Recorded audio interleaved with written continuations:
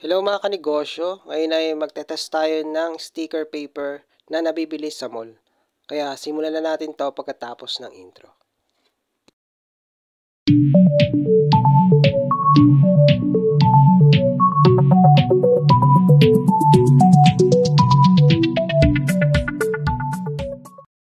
Hello mga kanegosyo, welcome sa aking channel. Ang channel na to ay tungkol sa printing. Kung interesado ka sa mga ganitong bagay, pa-like, subscribe at hit mo na rin ang notification bell para update ka palagi sa mga video na upload ko na may kinalaman sa printing business. Hello mga kanegosyo, ngayon ay magte-test tayo ng sticker paper na nabibili sa mall. Nakapabili talaga ako nito kasi naubusan ako ng sticker paper. Itong nakaraan kasi ay ang dami nagpagawa ng notebook sticker at naubusan talaga kami ng sticker paper. Kung order pa kasi ako sa online, magtatagal yun ng 3 to 4 days bago ko ma-receive yung sticker paper. Kaya napilitan na rin akong bumili sa mall. At dito rin naman sa amin ay walang masyadong printing shop na nagbebenta ng mga sticker paper na maayos. Kaya no choice, napabili talaga ako sa mall.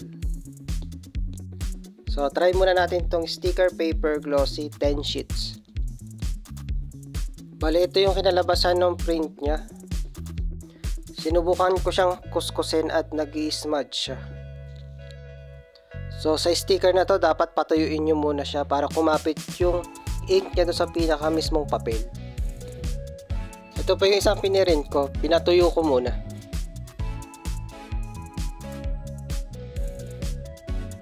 Ngayon naman ay subukan natin itong Best Buy sticker paper.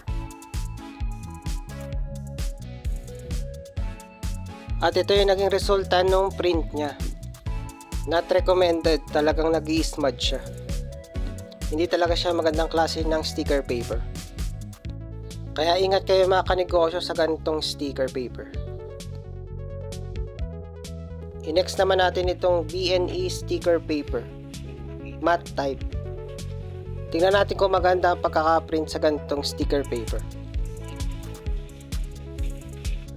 At ito yung naging resulta ng print. Hindi siya nag-i-smudge. Kapit na kapit yung ink dun sa papel. Ang hindi lang maganda sa print niya ay medyo patay yung kulay niya. Maputla siya. Pero ang maganda sa sticker paper na ito ay hindi siya nag-i-smudge. Bali yan yung tatlong sticker paper na nabili ko sa mall.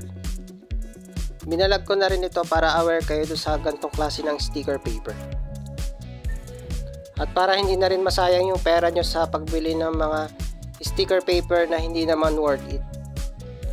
Bali hanggang dito na lang mga kanegosyo, palag-subscribe at hit mo na rin ang notification bell para updated ka palagi sa mga video na upload ko na may kinalaman sa printing business. Thank you!